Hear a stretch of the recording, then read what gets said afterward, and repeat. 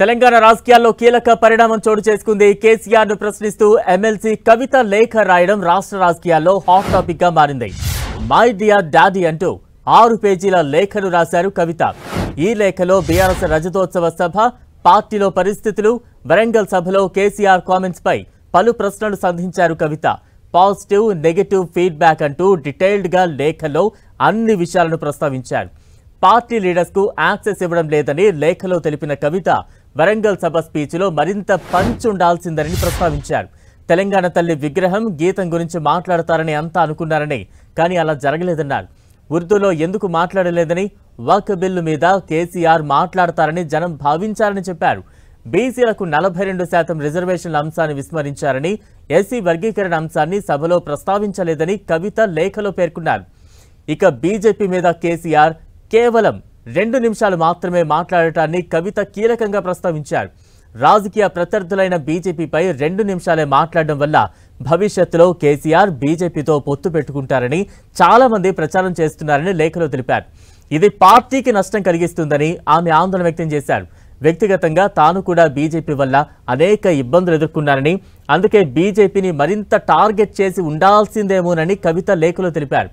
ఇటీవల జరిగిన ఎమ్మెల్సీ ఎన్నికల్లో బీఆర్ఎస్ పోటీ చేయకుండా బీజేపీకి మద్దతు ఇచ్చిందనే సందేశాన్ని కాంగ్రెస్ పార్టీ ప్రజల్లోకి బలంగా తీసుకువెళ్లిందని, ఇది పార్టీకి ప్రతికూలంగా మారిందని కవిత తెలిపారు. వరంగల్ సభ ఏర్పాట్ల బాధ్యతలను పాత ఇన్ఛార్జీలకే అప్పగించారని, స్థానిక సంస్థల బీ ఫామ్లు మళ్లీ తమ దగ్గరికి వస్తాయని పాత ఇన్ఛార్జీలు చెప్పుకుంటున్నారని కవిత లేఖలో ప్రస్తావించారు. ధూమ్ధామ్ కళాకారులు, కార్యకర్తలను ఆకట్టుకోలేకపోయారని తెలిపారు. సభలో కేసీఆర్ ప్రసంగానికి ముందు పార్టీ సీనియర్ నాయకులతో మాట్లాడి ఉండాల్సిందని కవిత అభిప్రాయపడ్డారు. ముఖ్యంగా 2001లో పార్టీ ఆవిర్భావం నుంచి అండగా నిలిచిన నాయకులు, ధూమ్ధామ్ కార్యకర్తలు ప్రసంగించి ఉంటే అది శ్రేణుల్లో మరింత ఉత్సాహాన్ని నింపి ఉండేదని కవిత తన లేఖలో పేర్కొన్నారు. మరోవైపు కొన్ని పాజిటివ్ అంశాలను లేవనెత్తారు కవిత. బీఆర్ఎస్ సభతో కేడర్ నైతికంగా బలపడిందని, ఆపరేషన్ కగార్ మీద మాట్లాడడం చాలా నచ్చిందని కవిత చెప్పారు.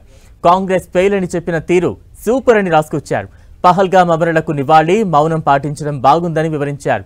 రేవంత్ పేరు పలకకుండా తిట్టకపోవడం కూడా చాలా మందికి నచ్చిన అంశంగా మారిందన్నారు. సీఎం తిడుతున్నా మీరు హుందాగా ఉన్నారని, పోలీసులకు ఇచ్చిన వార్నింగ్ కూడా బాగుందని లేఖలో ప్రస్తావించారు కవిత. ప్రస్తుత రాజకీయ పరిణామాలను సమర్థవంతంగా ఎదుర్కోవడానికి పార్టీకి నిర్దిష్టమైన కార్యక్రమాలు, మార్గదర్శకాలు అవసరమని అంతా భావించారని, కానీ వరంగల్ సభలో అలాంటి స్పష్టత కొరబడిందని లేఖలో ప్రస్తావించారు. ఇప్పటికైనా 1 లేదా 2 ప్లీనరీ సమావేశాలు నిర్వహించి పార్టీ శ్రేణులకు దిశానిర్దేశం చేయాలని కవిత సూచించారు.